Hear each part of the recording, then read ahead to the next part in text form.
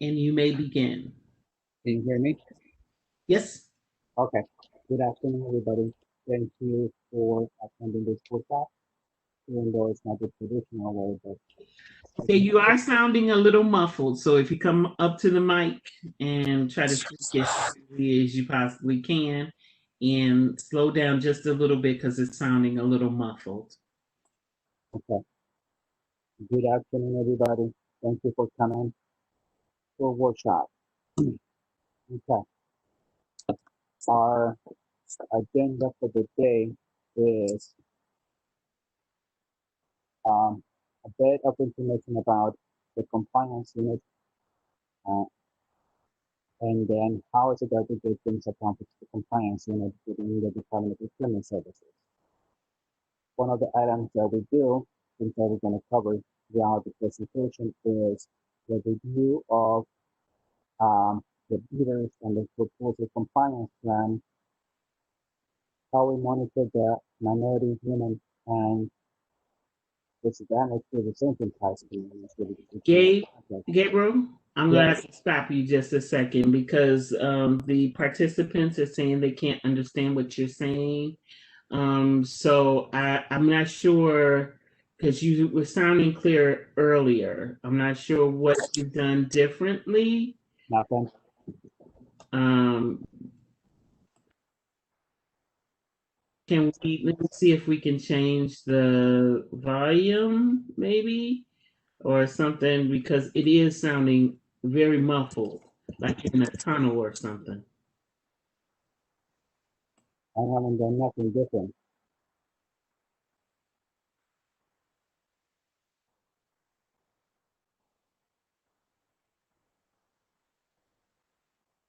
Can you hear me? Yeah, I can hear the sound. It's just the muffledness that I'm not understanding what the problem is.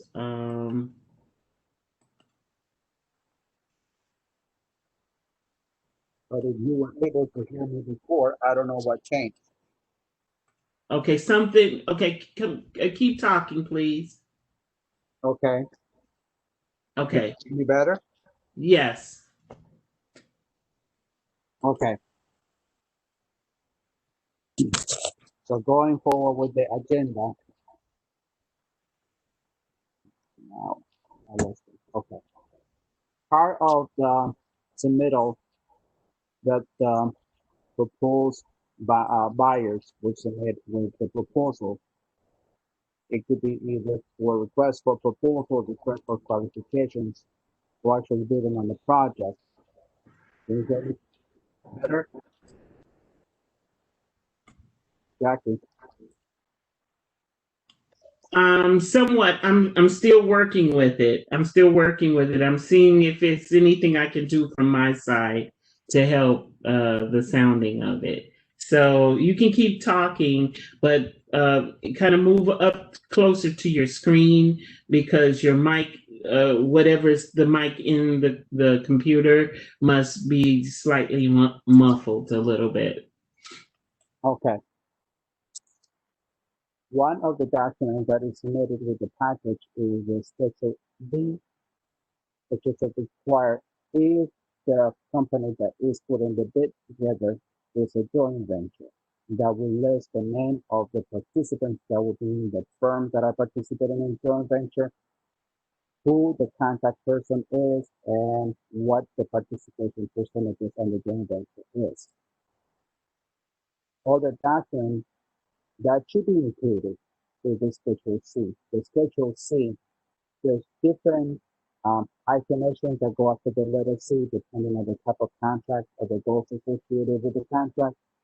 That's basically the letter of intent that is executed by the sub. Who is the sub? The sub is the firm that will be participating and that will be the firm that will be earning the credit for the client. I believe there's a sample of the Schedule C ahead, so we're going to go through that as well. What the Schedule D? The Schedule D is the document that the prime or the company of the joint venture who is the party to claim the bid they put together, which stays to the city, it tells the city what firms will be participating on this actual project. That will say if I am bringing 20 firms, what the name of those firms are, the contact information, what the monetary value will be, and what percentage is intended for them to perform out of the goal of the contract. The next schedule is the Schedule H. That is the prime or the joint venture of the company who is submitting the bid, saying what sort of good faith efforts they completed or performed if they couldn't meet the goal.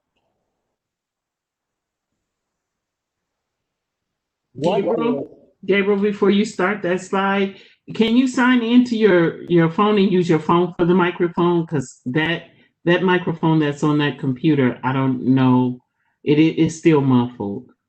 I'm gonna send a chat out to them to see if this is better. If you all could chat back to me, the participants, if you could chat back to me if this is okay. Oh, Jesus. I got it go.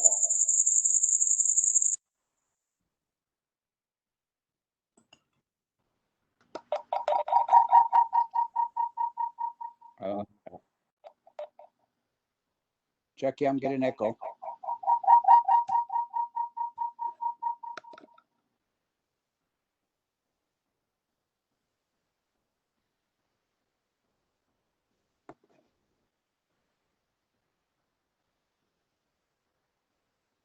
Hello?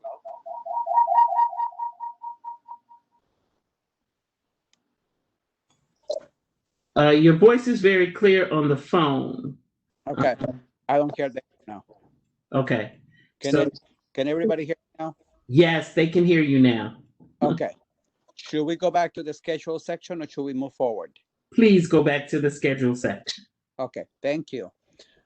Part of a package that gets submitted with the bid, either for bidding on a project, RFQ or RFP, that means request for qualification, request for proposal, is the submission of specific schedules regarding that are related to the contract. One of the schedules is a Schedule B. The Schedule B is the affidavit regardless of the type of goal that are associated with the contract. It could be an M&W or a DBE contract type. That schedule is going to have the name of the firms that have joined forces to create the joint venture, the contact information, as well as the percentage of participation on the joint venture of each one of those firms.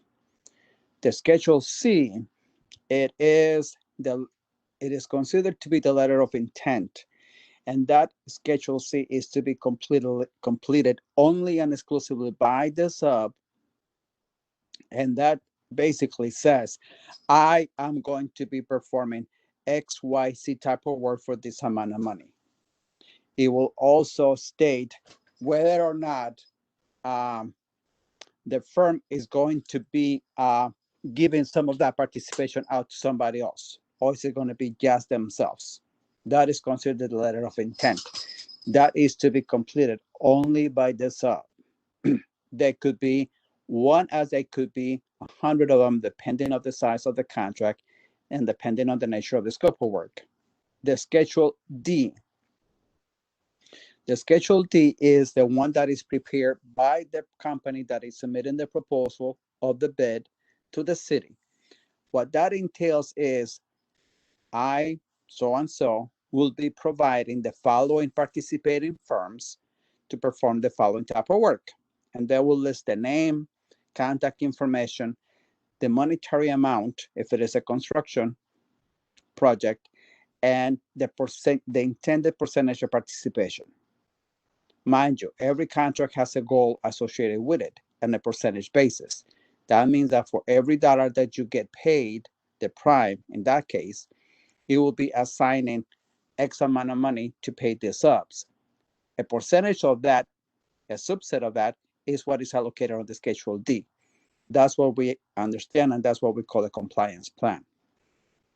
A Schedule H is a schedule that, in case there is a potential that the prime could not find ready, willing, and able firms to complete all of the tasks that were associated with the scope of work of that project, that they can say, this is all the good faith efforts that I intended and that I did, but I couldn't come up with the resources that I needed. Now, before a contract is awarded, a compliance plan, which is the Schedule C's and D's that we just covered, gets submitted to the compliance unit. What does the proper compliance plan submittal entails?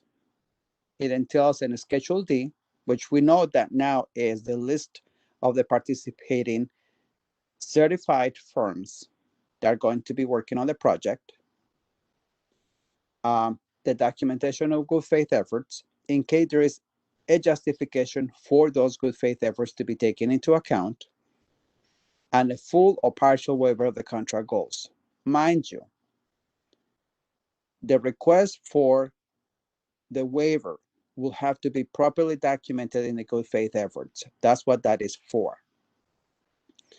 Proper documentation includes all the emails that might have been sent out, or if there is a specific trait that you know nobody else is going to be certified on, that is one of the documents that you can submit. Otherwise, the prime of the person that was submitting the bid is expected to complete and comply with the goals of the contract.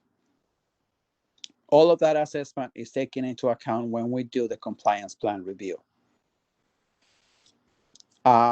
What is required and needed when the compliance plan is submitted, and what is it that we look for? The Schedule C. We're going to see a copy of the Schedule C. Let me move forward to see here the Schedule C.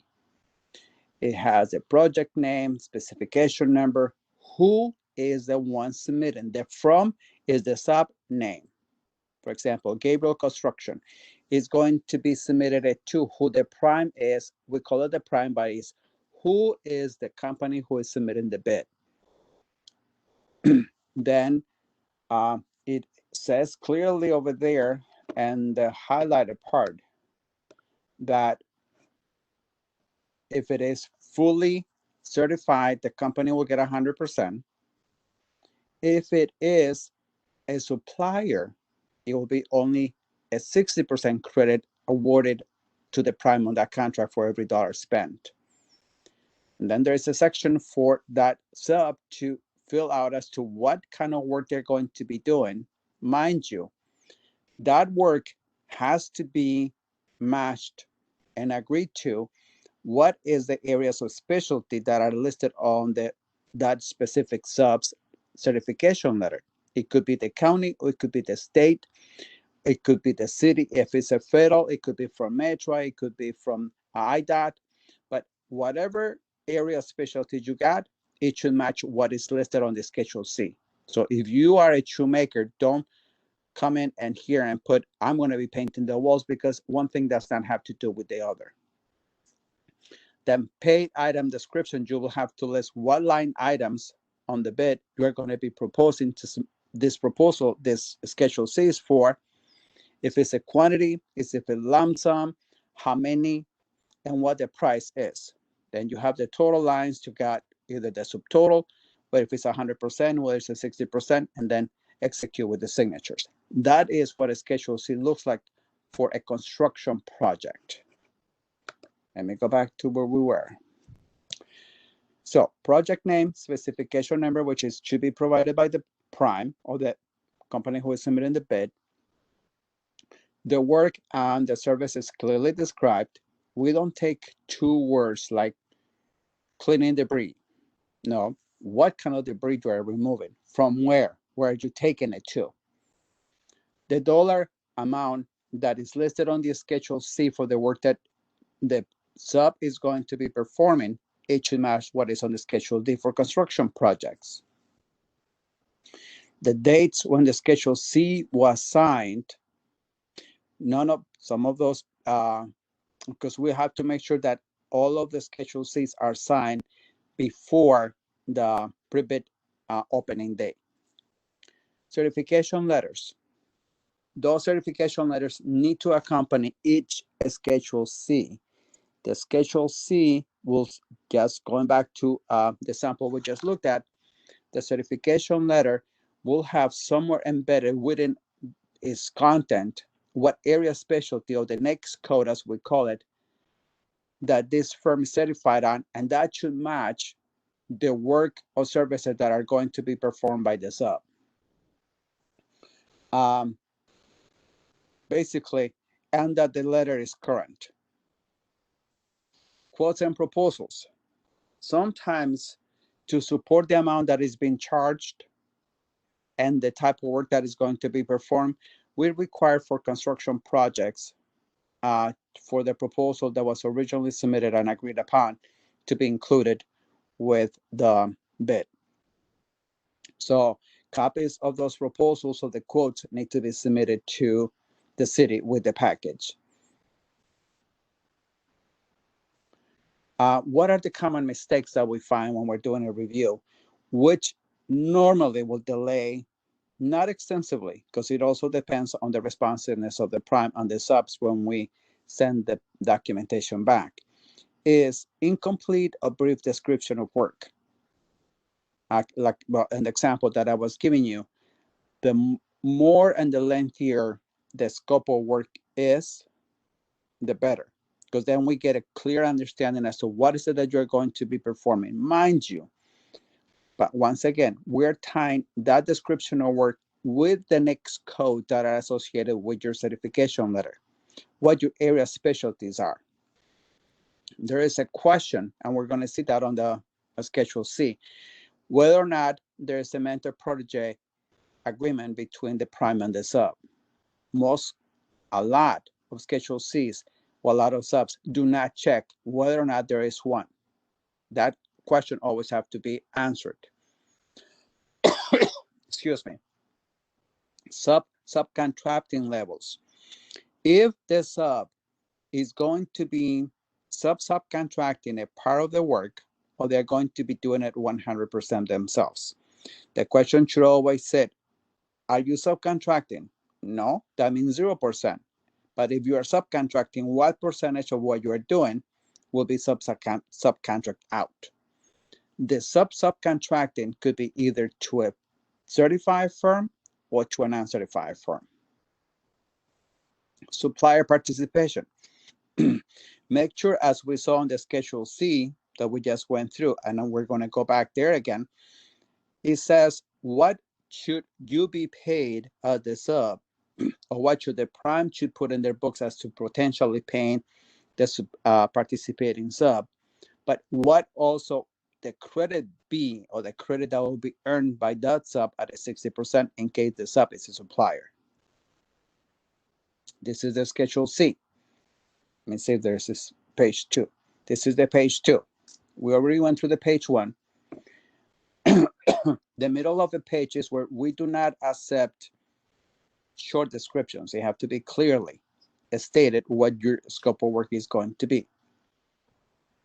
On the second page, either you have fully paid items, meaning based on what was submitted to the city, you are going to be performing the full line, or you are going to be doing only partial line. The partial line goes on the second page of the schedule. The subcontracting levels, that's where you need to answer whether or not you are going to subcontract any percentage out. If you are not, that should be a 0 and 0 for both. That means that you will be performing the entire scope of work and that you will be claiming the entire credit. Whether or not, the last question that normally is unanswered or is submitted and answered, is whether or not there is a mentor protege agreement. But normally we send those back to the prime, and they get in charge, take control over and have those completed and resubmitted back to us. Part of One of the things that we look at is whether or not the sub is performing what we call a commercial useful function, which is a CUF. What does that mean? That means that the sub or the vendor, let's call it a vendor because it could be the prime or it could be the sub, as long as it's earning a credit, is performing the work either by itself or with its own resources. You cannot be commercially useful functioning when you are on the plan, but you are using somebody else's resources to complete the work. You cannot be using somebody else's employees to do the work that you are supposed to be performing. You are managing your own resources, not only the people, your supplies, and your equipment. You're not sharing equipment. And you are supervising on site when you have people at the job site. That is what commercially useful function entails, that you perform, you manage, and you supervise the project and for the scope of work that you originally signed up for. Counting participation. Participation is counted according to the area specialty, which is given on that certification letter we were speaking of. And it tells us, depending on the next code that it is given to you on that letter, if you are, as you could be, the prime and you are self-performing the entire totality of the work, you will get 100%. If you are a manufacturer, you could be an MAW or a D, you also will get 100%. But if you are a supplier, MW or D, you will only get 60% credit. You still will have to get paid a full amount, but the prime of the company that submitted the bid will only count for 60% credit towards the goal of the contract. Now, contract has been awarded. Now, the compliance unit starts its work, and that is when we start monitoring the contract. A lot of times, most of the time, in conjunction with the user department. The user department is the department that puts out the bid, and the ones that make the payments, and they are the ones who monitor the project. We monitor the contract. What does that monitoring entails? Making sure that the prime, and that will be the company who submitted the bid that was awarded the contract, is on target or exceeding the goals that they committed to for the M, the W, or the D, depending on the contract, that they are meeting the EEO goals, because they set out from the beginning of the contract, they made a commitment for journey, labor, and apprentices. So they make commitments, and those commitments is something that we hold to because those are free will that they have to do. And we hold them to those commitments. The other one, which is a requirement, is the Chicago residency. 50% of all work hours have to be performed by Chicago residents. And not the least of them all, but also important, is the project area residency, or also called the local residency. It depends, the minimum is 7.5, and that dictates that at least 7.5% of the hours work should be performed by people that lived within the area where the project was to be performed. So those are the areas that, in conjunction with the user department, that the compliance unit will monitor and will always be looking out for. And that is done from the time that the contract starts all the way through the end.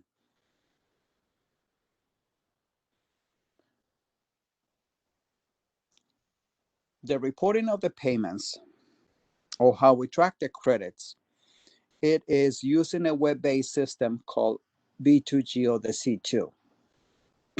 What that system does is it tracks, it verifies, and it supports the trending.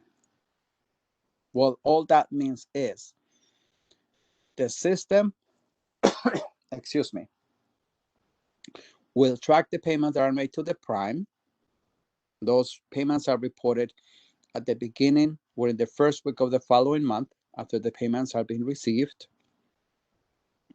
Shortly within the first 2 weeks of the month, the prime will get that notification to say you have received money from the city, or you have the city has reported that you got, for example, we're in the month of July. The vendor has been getting payments from the city. Comes August 1st, the system is going to send me, if I'm the prime, an email to say the city has reported the $100, whatever amount is it that you got paid during the month of July. Now it's my time as a responsible prime to go into the system and report out of that $100 how much belongs to my M, my Ws, or my Ds. The contract has a requirement. I have to have all of the reporting done, and the subs have until the 15th, the latest by the 20th, to log into the system to confirm those payments. What is the verification? The system requires that every sub log into the system and say, firstly, they need to review that that amount that is being reported by the prime is correct and it did make it to you. And the trending part is we look at if you are supposed to be out of the $1 million that you got, you need to have paid $250,000 to the M's and 5% to the W's. Now you only have 100,000 and 20,000. So that means you are trending below your required goal. You are failing. So we will be like, that's something we're doing now. We do that monthly, but we try to do that almost on a quarterly basis. We have to follow up and monitor, making sure that either somebody got sick at the prime side and somebody didn't pick that job to make the reporting. Somebody has to be on top of that. So that is basically how we monitor the payment and the reporting in the C2 system.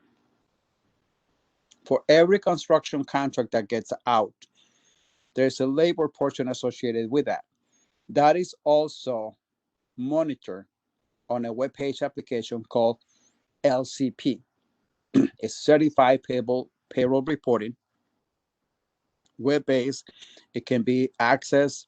You don't need to have any specific platform that you can go and log in and track your own payrolls. Basically, when the contract is set up by our officers, it assigns the wages that are associated with that project. That will be apprentices, that will be laborers and joining workers in all of the crafts associated with a specific project. Painters, truckers, flaggers, traffic control, landscapers, all of those wages that are associated with those trades are also loaded into the system. And what we monitor is making sure that all of the payrolls are current, meaning that no week has gone by without being reported. And even if the week was not worked, you have to go into the system and says no work week. And we also, through that LCP tracker system, have to make sure that the goal that you entered, that you associated with yourself here, which is the last 3 bubbles from the top, the EEO, the CRO, and the local residency, that's where those are tracked. So if you happen to be falling behind, you will get a notification from the compliance officer responsible for that contract to say, hey, I noticed that you are a little slightly behind, or you are not meeting your goal for the EO or the CRO, or congratulations, everything is going smoothly. So that's the plan for the LCP and the C2. We have the payment portion through the C2 and the labor portion through the LCP. Now, since we're mostly in the office, or at least we were before the pandemic, we cannot be at every job site. So we have what we call the field analysts. They are eyes and ears. What they do is one of the main things that they do is, remember we talked about the CUF, commercial useful function, is they go out, they could be seen or they could be unseen, but somebody will know that they are there. And whether or not you are, or the sub that is supposed to be doing the landscaping is doing the landscaping, and is not doing the trucking, and is not doing the painting. And that's one of the jobs that they do when they're out and about. They collect information about the workforce. They also do certification site visits. When a company applies for a certification, we have one of the officers, one of the field analysts, that it goes out to do the site visit to making sure that you got the site that you are required, that you have the tracking that you are required, that you have the equipment, or if you are applying for a warehouse, that you have the warehouse. If you are a supplier, that you have the storage to put all the supplies in, so on and so forth. That is the function of the field analysts. So far, we have 2 for the compliance and 1 for certification. The site visits, they do contractor inspection reports. Basically, they do a workforce tally, basically to know what area they're from, to see if they are matching to what we got in the LCP tracker. They're required to they will request copy of the driver license if they have it, or copy of their state ID. They also have to make sure that almost every job site needs to have a job board, which is a requirement by law, that the state, federal, EEO laws are posted, that there is vacant, the OSHA requirements, and they are not hidden, that they are viewable to everybody. They will do interviews to say, how much are you getting paid? Making sure that whatever they're getting paid will match what is in the C2 system. Okay. They will confirm based on the driver license that what they got on the driver license is what appears on the LCP tracker. That is for tracking purposes, to make sure that the prime is meeting the CRO goal, the requirement of the 50%, and the job, the project area residency requirement.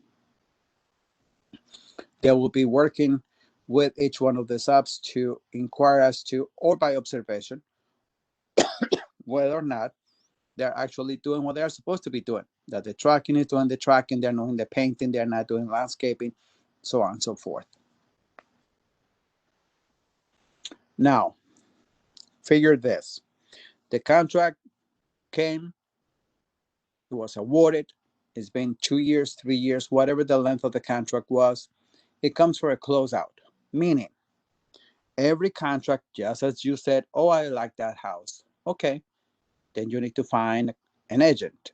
And then you actually go through the closing process when you into the title company and you sign the paper, and the house, they give you the keys. The contract is the same way. Why do we do that? Because when you enter into a contract, and when the contract is awarded to you, the contract is assigned to have specific goals. 25 and 5, 26 and 5, 30% for the DBEs, depending on the nature of the contract. So now it's time for us to make an assessment. The user departments will issue the final quantities. We, in turn, will request a copy of the waivers from the prime. If you are the sub, every time more likely that you get a payment, you will issue a waiver to that prime. So they will provide those waivers to us so that we can compile and determine whether or not the amount that you were supposed to get paid, that you got paid, and that you met that part of the contract. Once everything is compiled, then we'll add up all of the credits to make sure that what has been paid meets whatever was the minimum requirement on that amount that was paid on the contract to the prime. If there are vendors that are not utilized, that were originally listed on the Schedule D, which is, remember, is that our compliance plan, then we'll inquire why were they not utilized. Some of them is some trucking firms. If it is a heavy season, they don't have enough resources, because if they are good, they're going to have a lot of companies going after them for their services. So they might not have enough equipment to go around. So the prime has to offset their participation with somebody else. But there's going to be a letter from that sub saying, apologies, I got quite busy. I didn't have enough resources to allocate to your job. So that is the work part. Now we do the labor part, which will be this one, the payroll part. And that's where we're going to be looking at the last three bubbles out of this diagram. The part that I just spoke about is the first, the outer bubble, MW&D participation. Now we have to do, that is the bubble that is in the middle over to the right, review the payroll summaries to make sure that you or the prime met all of your requirements and all of your commitments for the EEO, the CRO, and the local residency. If happens to be any shortfall, meaning that the goals were not met, either from the MW&D, EEO, CRO, or project area, we are required to issue a preliminary, and the prime will be asked to please provide a justification, a good faith effort. Then we will review the good faith effort, and then we will issue the final letter saying thank you, or whether or not your good faith efforts were not sufficient or were none at all, and now you will be subject to liquidated damages. It depends. If everything goes as planned, if all the expenses happen to meet or exceed the goal, it's a final issue saying thank you. We'll look forward to working with you, not only on the MWD, but also on the EOCRO part. And that is how we close the contract. Are there any questions? And I'm turning it over to Jackie. Right. Let's see what we have here. Give me just a second. There is one question, well, two questions for you, Gabe. Is there a Schedule C necessary for subcontractors who work on projects which are not construction projects? Yes, there are. Schedule Cs are required only to be completed by participating firms that are intending to earn a credit to the prime, depending on the type of contract. If it's professional services, it will be C-1. If it's a task order, it will be a C-3. But yes, if the firm is certified firm and the prime is getting that firm aboard to earn credit, the Schedule C will be required along with all the documentation that we spoke about. And then the second part of that was, does every contractor have to be a certified MWDBE firm? What if you are starting out but are well qualified and have proven expertise? Can you run that by me again?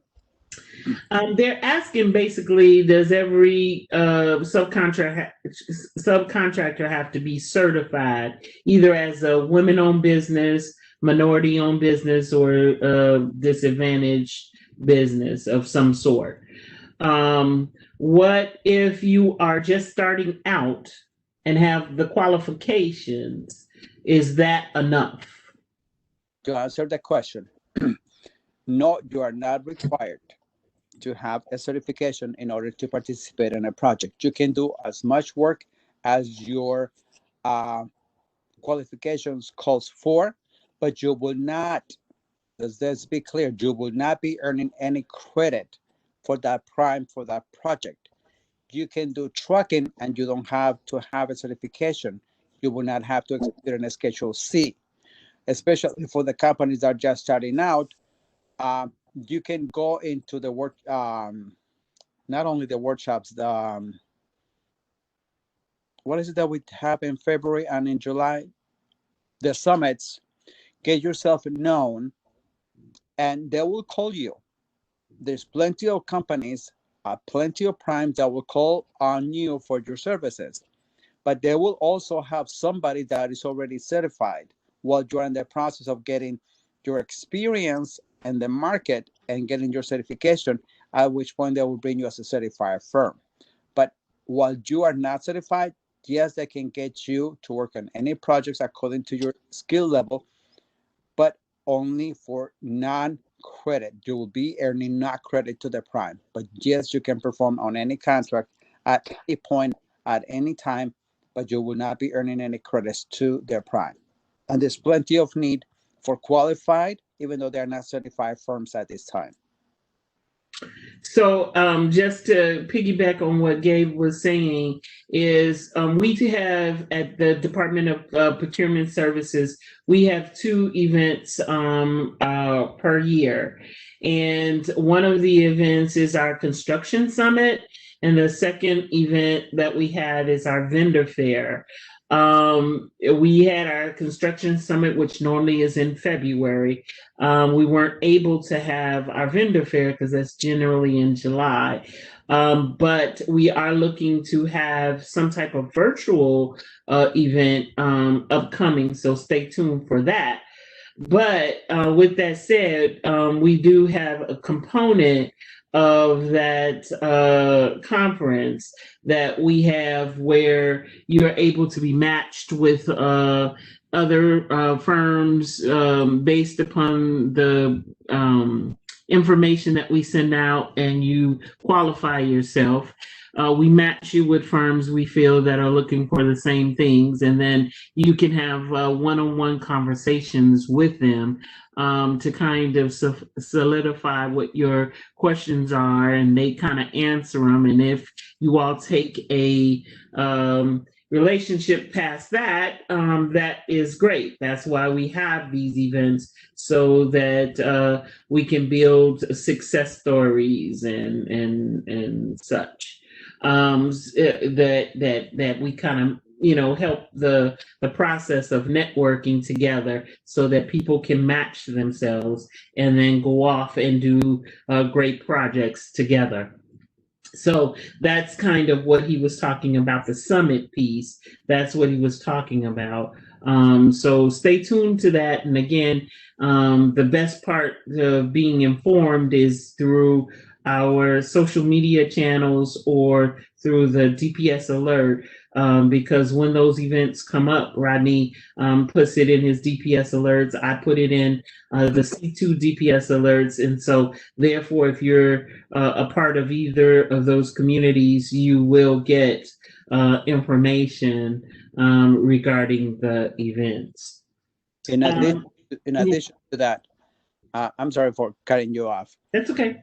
If you get a copy of the buyer's guide, since you have, when you get the copy of that, it has all of the anticipated of the potentials upcoming projects. You can reach out to all of the primes that normally will have those projects and to say, can I be included when you have the pre-bidding meetings? Then you will go there, have a material to say, this is what I do, and these are my references, and this is my business card. If in case they don't have, or they want to bring somebody fresh, you will be more likely called upon to perform on that contract, whether you're certified or not, because I presume they will find another way to meet the goal, either the M, the W, or the D, while you get your certification. The freshly that you are in the market, the easier for you to get certified and for them to get you. But in the meantime, networking is a key to get yourself out and about. Great. Do either of you have any further questions? I can unmic you if you'd like to ask something else. Just raise your hand or send me a chat or send me a email in your question, and I will definitely unmic you so you can. If not, let's see. Those are great questions, by the way. Right. They basically say to you though, Gabriel, that this workshop is invaluable. If you want to participate in the RFP/RFQ process, thanks for making sure that the information was presented so that we could understand it. Thanks for the workshop, and we thank you for attending. Let me just say thank you for attending. We hope to, be back in our offices and able to put these workshops on live at some point after the COVID hullabaloo is over. In the meantime, in between time, we do post these PowerPoint presentations, so we will post this one after the session is over. We also will have a copy of the presentations over there, so you can, again, go over there now if you want to see some of the archived copies of it. And I just simply say, stay safe. Wear your mask, wash your hands, social distance, and we will see you soon. Thank you to Gabriel for presenting this wonderful information, and thank our participants for participating in today's session, and we will see you soon. Thank you so much.